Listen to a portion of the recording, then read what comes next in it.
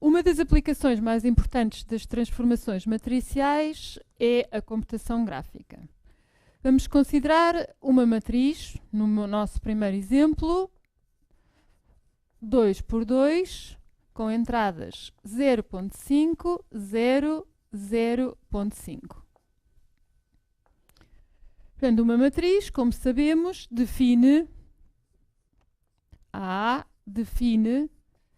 uma transformação linear T em R2. Portanto, transforma vetores de R2 em R2.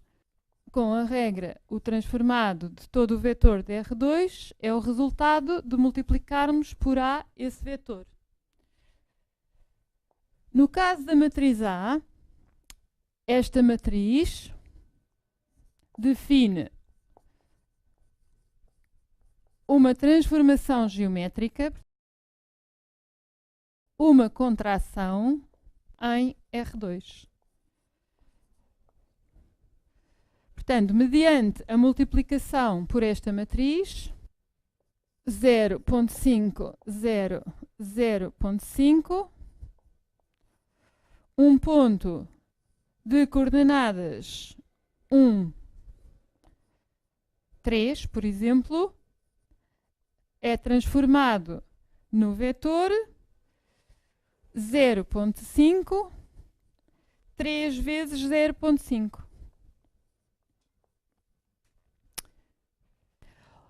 Olhando agora para a matriz A como uma matriz que vai mover pontos em R2.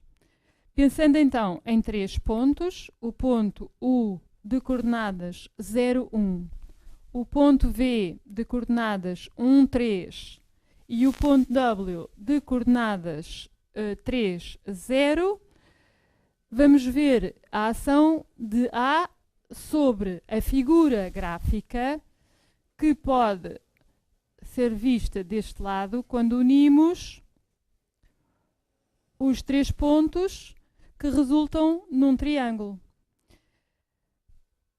Vamos então olhar para este lado. O vetor 0, 1 multiplicado por A vai resultar no vetor 0, 0.5. O vetor 1, 3 multiplicado por A vai se deslocar para o vetor 0.5, 1.5. O vetor W, com a multiplicação por A, vai ficar convertido no vetor 1 meio, 0. Desenhando agora neste gráfico, aqui em baixo, os transformados. Portanto, o primeiro vetor U fica transformado no vetor ponto 0, 0.5. O vetor V fica com coordenadas meio aqui, 1,5 deste lado. O vetor 3, 0 fica transformado em 1,5, 0. Agora, ali do lado direito, no resultado dos transformados dos pontos U, V e W, portanto, este é o transformado de U, fica este vértice do triângulo. Este ponto é o transformado de V,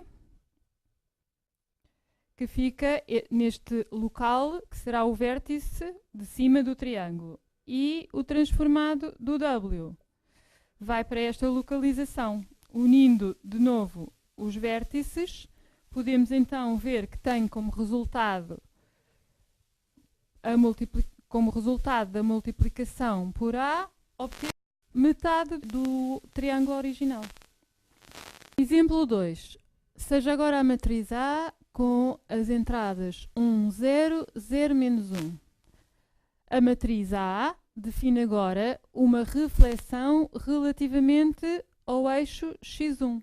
O transformado do vetor 0, 1, portanto, multiplicação por A, não é? Por multiplicação por A, o ponto 0, 1 fica transformado no ponto 0, menos 1. O ponto 1, 3, por multiplicação por A, fica transformado no ponto 1, menos 3. E o ponto W, por multiplicação por A, fica transformado nele próprio. Portanto, não se altera.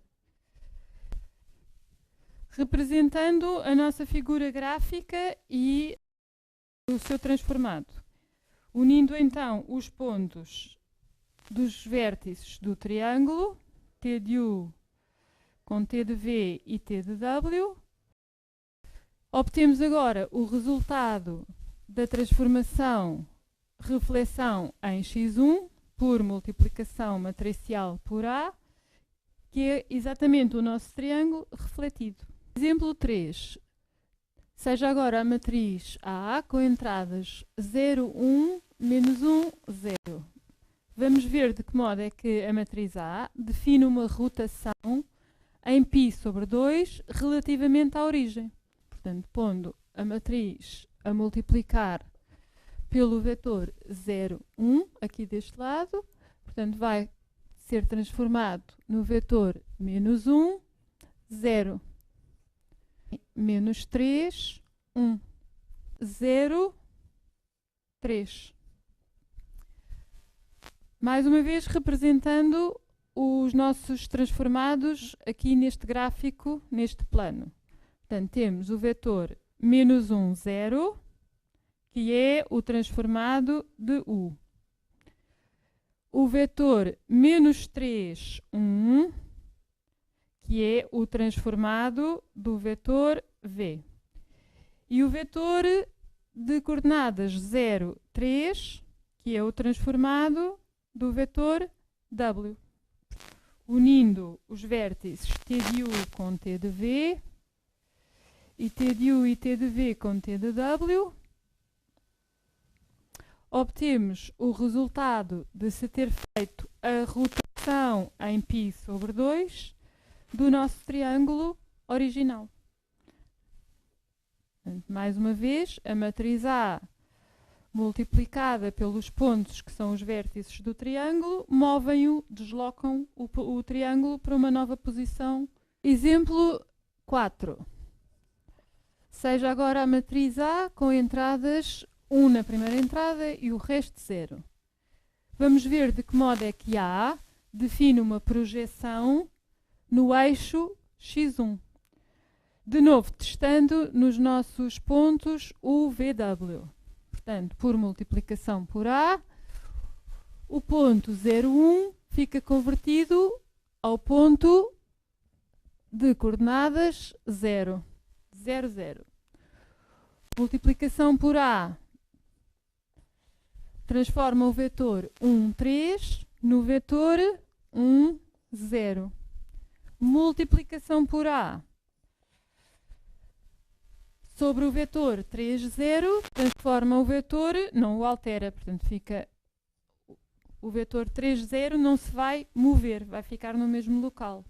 Portanto, os transformados vão ser respectivamente U vai se transformar na origem. O ponto V vem parar ao eixo x1 e o ponto W já lá estava, não se mexe. Portanto, este vai ser o T de V e este o T de W.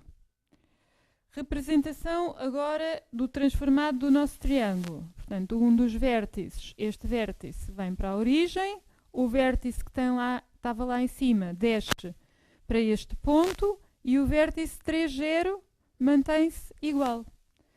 Unindo agora os vértices, o que é que se obtém? Obtém-se este segmento.